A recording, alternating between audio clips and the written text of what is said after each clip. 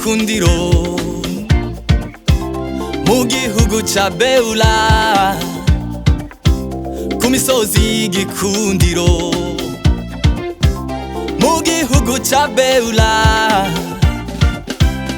aho inuma ziguguza inyoni zikaririmba ubwiza bw'aho hantu, aho inuma ziguguza inyoni zikaririmba ubwiza bw'aho hantu,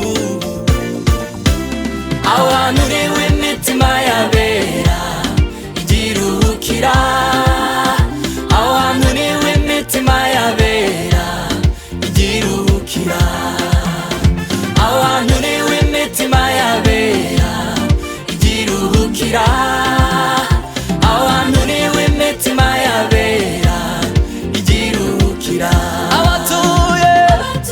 Abatuye bose bagira umutima w'urukundo, kwiyegereza abagenzi bajya mu rurembo Siyoni. Bagira umutima w'urukundo, kwiyegereza abagenzi bajya mu rurembo Siyoni. Nugera muri urwo rurembo bazakwereka wa mumezo wa Dawidi, bakwereke na rya sanduku ry'isezerano, inkoni ya Mose n'izindi ntwaro zose za kera zakoraga ibitangaza. Nugera muri urwo rurembo bazakwereka wa mumezo wa Dawidi, bakwereke na rya sanduku ry'isezerano, inkoni ya Mose akasaya k'indogobe n'izindi ntwaro zose za kera zakoraga ibitangaza. Ntudatinye Isaya ugahinda gasaze, ntudatinye igikombe cy'igicucu cy'urupfu, ntudatinye za ntare ziba mu nzira.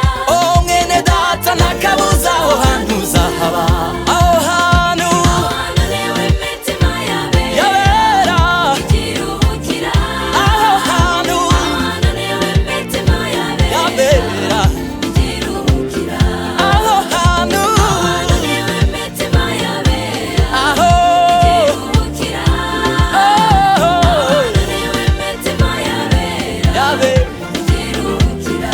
Abahatuye ni beza bagira umutima w'urukundo, kwiyegereza abagenzi bajya mu rurembo Siyoni, bagira umutima w'urukundo, kwiyegereza abagenzi bajya mu rurembo Siyoni.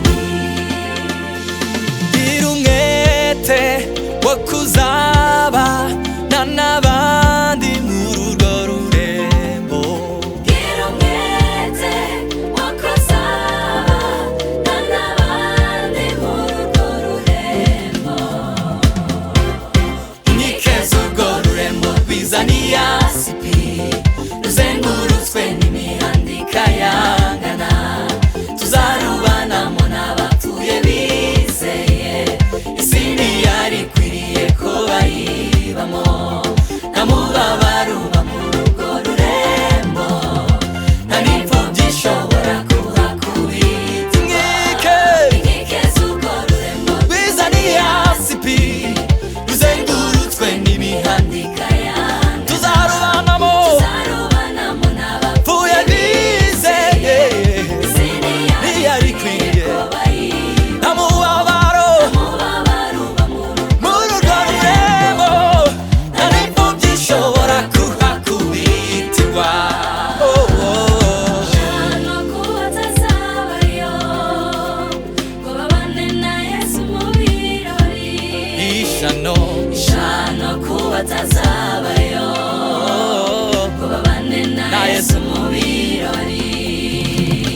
Iteye agahinda bene data kubona abantu bateye ijuru umugongo kubera gutinya Apuroni, abandi bagarukiye nzira kubwo kumvira amabwire yabwoba, barahemuka. Abaruriho mwese mwese nimwumve, ubu hariho inkuru z'incamugongo zikwiragizwa n'abanyabwoba. Sanebati, Geshomu na Tobiya bafite umugambi wo kugutera ubwoba. Wirinde kumanuka ngo ubasange, no kukwica bashobora kukwicayo.